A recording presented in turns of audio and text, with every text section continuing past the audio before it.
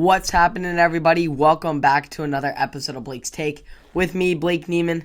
And it was one of the most important games for the Warriors in a long time. A package of homecoming, senior night, and league/playoff implications all in one game. This made for a highly competitive game that went down to the wire.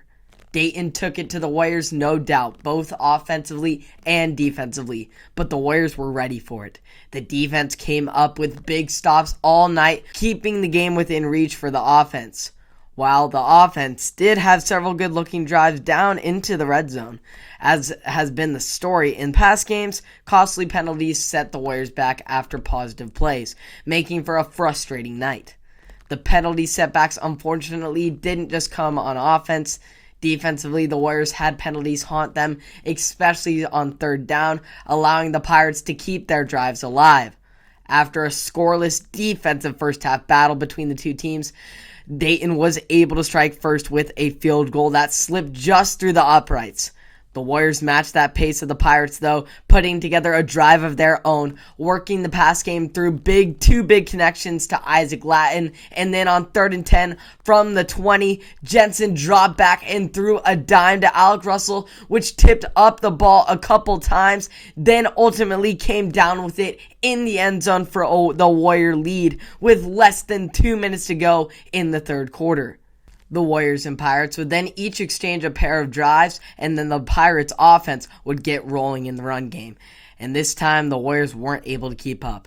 As the Warriors were adjusting to the unstoppable run game, Dayton pulled a pass out of their back pocket, blowing the secondary coverage for a huge 34-yard gain that set up a Zach Smith touchdown on the next play.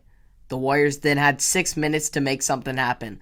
A pair of runs by Jensen and Griffith were good enough to move the chains twice, but 3 straight incompletions ended the drive short of the end zone. The defense got a stop and left 35 seconds for the offense to come up with a miracle. Unfortunately, no miracle was in the works for the Warriors Friday night, as they fell to Dayton 9-7 on the final scoreboard. Now the Warriors season is not necessarily all over just yet, as they have a very high chance of being one of the 2 at-large teams in this year's postseason. Definitely not as sweet as another home game for the 8 seniors on the team, including myself, but a postseason berth is a postseason berth, and I haven't had one of those in my high school career, and we as a team haven't had one of those since 2015.